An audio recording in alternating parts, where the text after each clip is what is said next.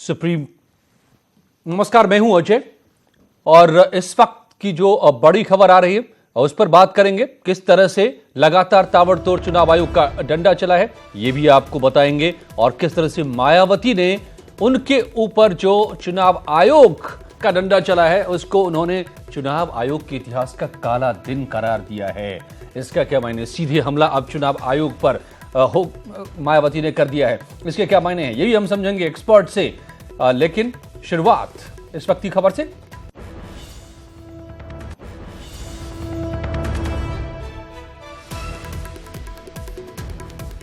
चुनाव आयोग ने फिर चलाया है चाबुक, यह इस वक्त की बड़ी खबर है। आजम खां पर 72 घंटे का प्रतिबंध लगाए, मेनका गांधी पर भी 48 घंटे का प्रतिबंध लगाए, चुनाव प्रचार करने पर रोक। आज 4 नेताओं पर इस तरह से चुनाव आयोग ने रोक लगाने का काम किया है। मायावती, योगी आदित्यनाथ और अब इस थोड़ी देर पहले जो आया है फैसला उसके हिसाब से आजम खां, मेनका गांधी। 72 घंटे का प्रतिबंध आजम खां पर, 48 घंटे का प्रतिबंध मेनका गांधी पर। आजम खां ने जो टिप्पणी की थी वो उस टिप्पणी पर, अंडरवियर वाली टिप्पणी पर 72 घंटे का प्रतिबंध, मेनका गांधी पर 48 घंटे का प्रतिबंध। ये देखिए चिट्ठी है। तो 4 नेताओं पर आज का प्रतिबंध, 2 दोपहर में और 2 इस वक्त कुछ ही देर पहले। इससे पहले आज दिन में सुप्रीम कोर्ट ने याद दिलाया था चुनाव आयोग को कि चुनाव आयोग की क्या ताकत है, और उसके बाद जैसे ही लगा कि चुनाव आयोग को ताकत का एहसास हुआ है, एक के बाद एक फैसले।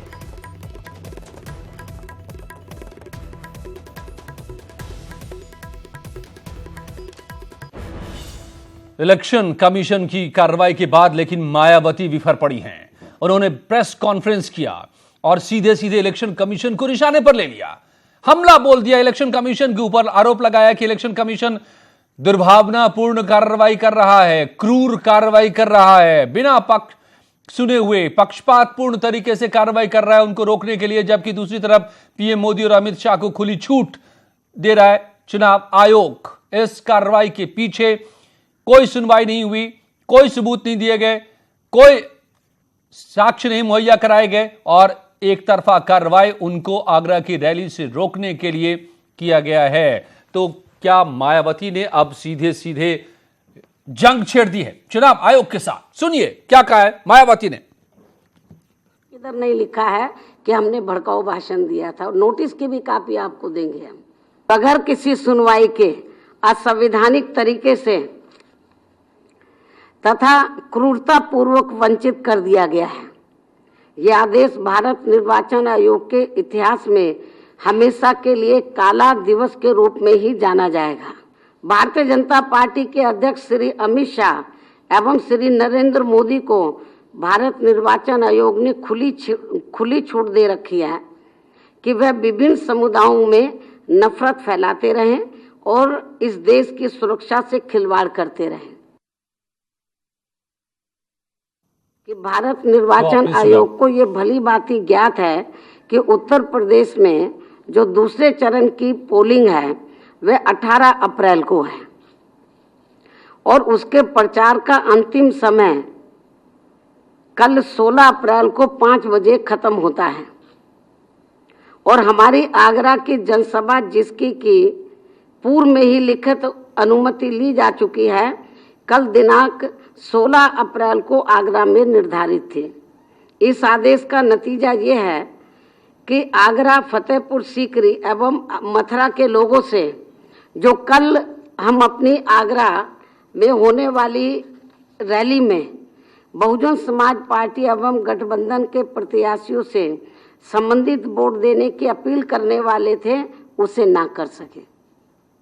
यही मकसद है। तो क्या चुनाव आयोग, मायावती ने जो आरोप लगाया है कि क्या चुनाव आयोग उनके खिलाफ काम कर रहा है और इसी वजह से यह प्रतिबंध लगाया गया है, उन्होंने कोई गलती नहीं की, यह अपने आप में अब बड़ी बात है। मामला आगे बढ़ गया है, चुनाव आयोग वर्सेस मायावती, यह मामला हो गया है। अलाउद्दीन हमारे संवाददाता मेरे साथ लखनऊ से जुड़े हुए। अलाउद्दीन, अब एक लेवल आगे बढ़ा दिए है मायावती ने इस पूरा जो विवाद था उसको, और अब सीधी लड़ाई उन्होंने छेड़ दी है, जंग छेड़ दी है चुनाव आयोग से। काला दिन बता दिया है चुनाव आयोग के फैसले का, क्रूरतापूर्ण कार्रवाई उनके खिलाफ, उनको रोकने की कोशिश, क्योंकि फैसला तो चुनाव आयोग का है, यानी ये सारी बातें चुनाव आयोग के खिलाफ। जी हाँ, बिल्कुल। मायावती की तरफ से जो एक नोटिस दी गई है वो मेरे हाथ में है, जो आयोग की तरफ से दी गई थी 11 तारीख को। उसके बाद उसका जवाब उन्होंने 24 घंटे के अंदर दिया था। इस नोटिस में उन्होंने बार बार जिक्र इस बात का किया है कि इस बात का कोई जिक्र नहीं है कि मेरा भाषण भड़काऊ है। आयोग ने सिर्फ मेरे भाषण को 3.5 लाइन की जो भाषण था उसको उसमें कोट किया है, जबकि मुझको सीडी भी नहीं दी गई है। ये तमाम तर्क थे और आज की प्रेस कॉन्फ्रेंस में वो पूरी तैयारी के साथ आई थी।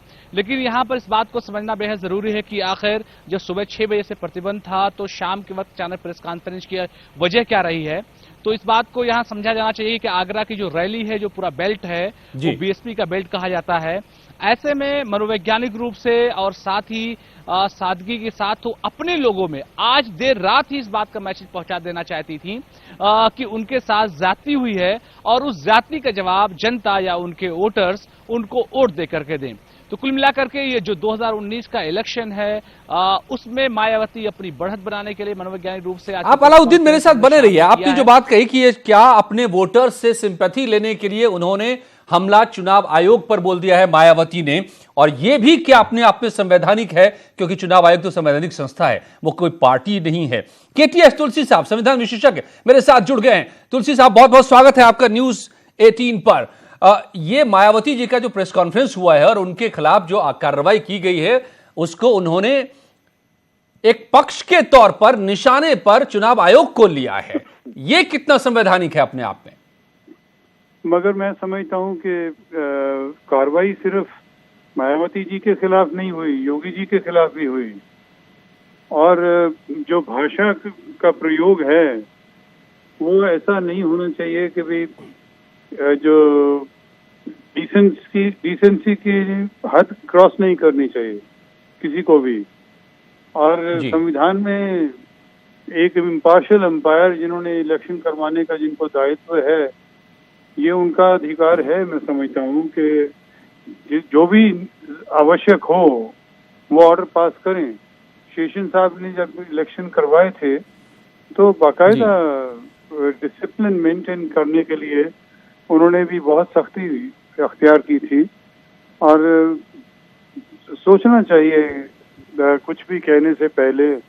इलेक्शन का मतलब ये नहीं है कि एक दूसरे को वर्चुअली गाली गलौज पे आ जाएं।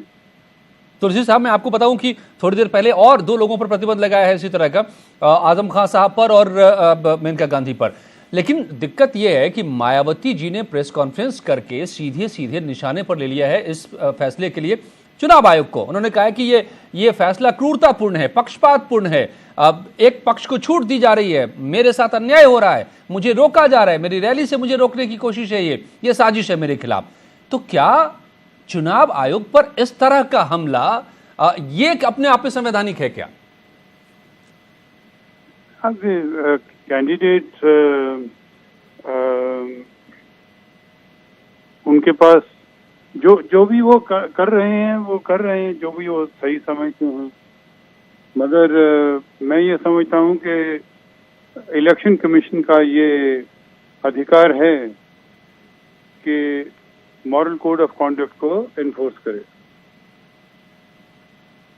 तो क्या एक आखिरी सवाल आपसे समझना चाहेंगे, ये जो मायावती जी का इस वक्त प्रेस कॉन्फ्रेंस है जिसमें उन्होंने चुनाव आयोग को निशाने पर लिया है, ये बयान भी क्या चुनाव आयोग संज्ञान में ले सकता है कि उनको अगर निशाने पर लेकर इस तरह की बात कही जा रही है, चुनाव आयोग पर हमला सीधे सीधे बोला जा रहा है? देखिए, ये लोकतंत्र है, इसमें डिसेंसी में जिसको मर्जी जितना मर्जी अटैक किया जा सकता है। ये नहीं कह सकते हम कि किसी को किसी भी नेता को ये अधिकार नहीं है कि आलोचना करे इलेक्शन कमीशन की या किसी की भी। ये एडमिनिस्ट्रेटिव फंक्शन है, ये क्वेसी जुडिशियल फंक्शन है, ये जुडिशियल फंक्शन नहीं है। जी, तो चुनावी रण में सभी प्रत्याशी जोर शोर से जुटे हुए हैं, प्रचार कर रहे हैं। उत्तर प्रदेश कांग्रेस के अध्यक्ष और फतेहपुर सीकरी से कांग्रेस प्रत्याशी राज बब्बर भी चुनाव जीतने के लिए कड़ी मेहनत कर रहे हैं। न्यूज 18 ने राज बब्बर के साथ पूरा एक दिन बिताया और जाना कि किस तरह राज बब्बर अपना चुनावी कैंपेन आगे बढ़ा रहे हैं।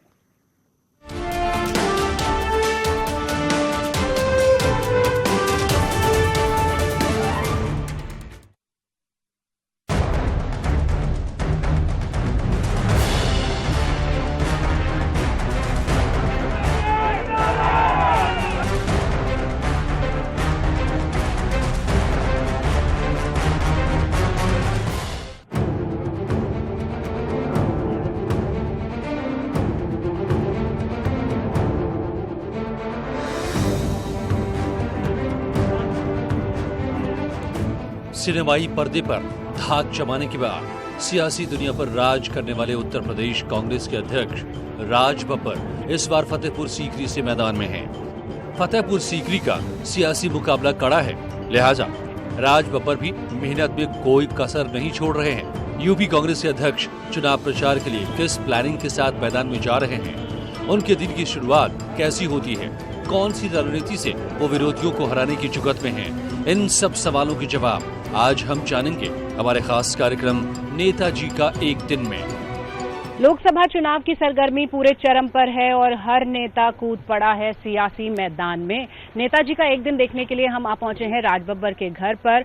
हालांकि राज बब्बर फतेहपुर सीकरी से कांग्रेस के उम्मीदवार हैं, लेकिन उन्होंने अपना चुनावी वॉर हाउस बनाया है आगरा के दयाल बाग में एलोरा एन्क्लेव के घर को, जहां से होती है उनके दिन की शुरुआत।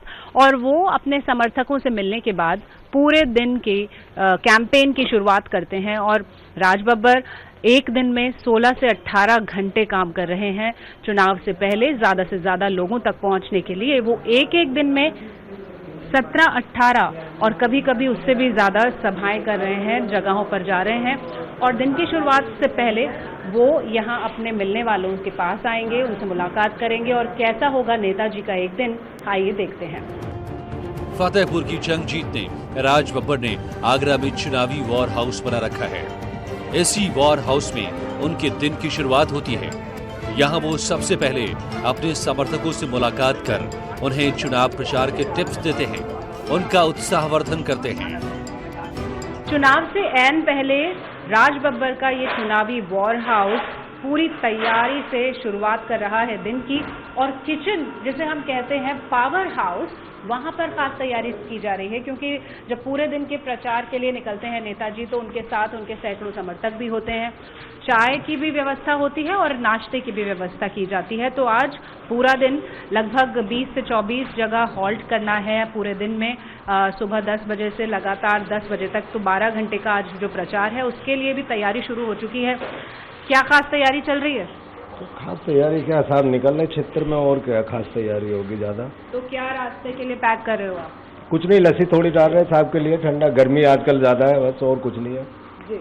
उसके लिए लस्सी के लिए कर रहे, छाछ बना दी साहब के लिए, हो जाएगी जी। और बस क्षेत्र में यही लेंगे छाछ, गर्मी तो आजकल ज्यादा ही है। तो हर दिन शुरुआत होती है सुबह, क्या क्या आप करते हो जाने से उनके निकलने से पहले? कुछ नहीं, बस लस्सी अस्सी देते, थोड़ा सा नाश्ता करते हैं, निकल जाते हैं, और क्या जी।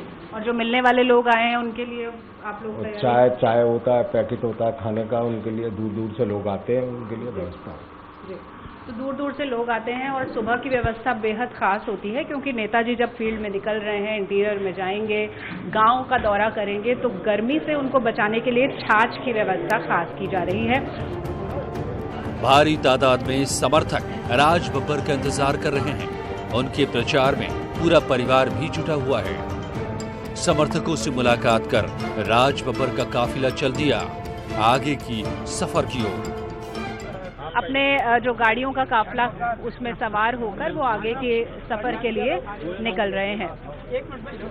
और ज्यादातर जो आगरा इंटीरियर की जो जगहें हैं, जो गांव हैं, वहां पर उनको जाना है, क्योंकि ये जो इलाका है ये लोकसभा क्षेत्र फतेहपुर सीकरी में ही आता है, जहां पर आज राज बब्बर जाएंगे।